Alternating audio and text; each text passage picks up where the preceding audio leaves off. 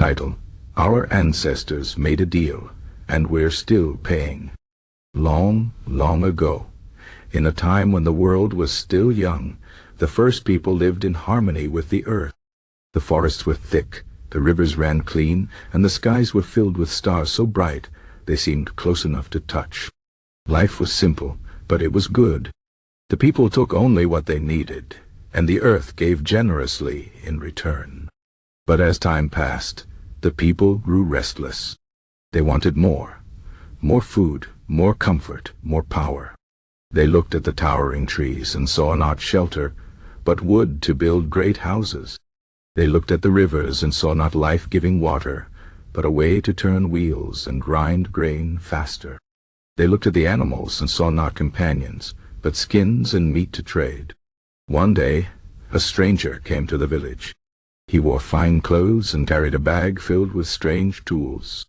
"I can give you power beyond your dreams," he said. "I can show you how to take more from the earth, how to build faster, grow more, live easier. All I ask is a small promise in return." The elders of the village were unsure. They knew the earth was sacred, that it gave freely, but could also take away. But the younger ones were eager. "Why should we live in huts when we can build palaces? Why should we hunt when we can tame the beasts? Let us make this deal." And so, the bargain was struck.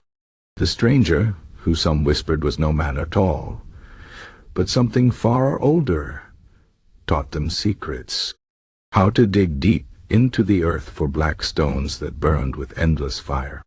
How to bend the rivers to their will. How to make the land give up its fruits tenfold. At first, life was better than ever before. The people built great cities. They traveled farther and faster than their ancestors ever could. They filled their homes with treasures from distant lands. They lived longer, ate richer food, and laughed louder. But slowly, the price of the deal began to show. The forests, once endless, grew thin. The rivers, once clear, ran dark with poison. The air, once sweet, grew heavy with smoke.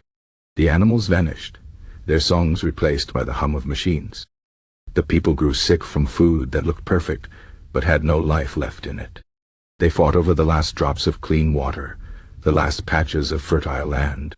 Worst of all, the stranger had not left. He walked among them still, smiling as they struggled. "You wanted power," he whispered. "Did you think it would come without cost?" The elders who had once warned against the deal wept. "We have taken too much," they said.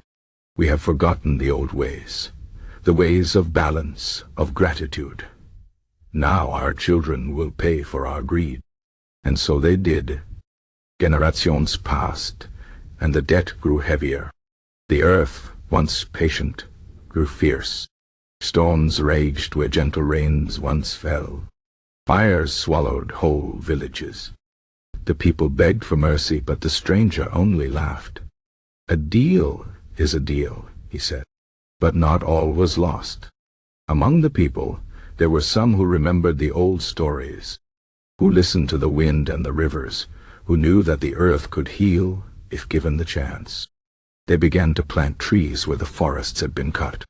They cleaned the rivers and let the land rest. They taught their children to take only what was needed, to give back as much as they took. The stranger did not like this.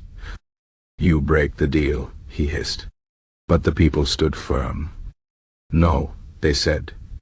"We will make a new deal, one of care, not greed. One of balance, not hunger." The stranger snarled and vanished into the shadows. But the people knew he was still watching, waiting. And so the story continues. Even now we are living it. Every time we take too much, we pay the price. But every time we choose to mend instead of break, we undo a little of the old curse. The deal was made long ago, but it is not too late to change it. The choice is ours. The end.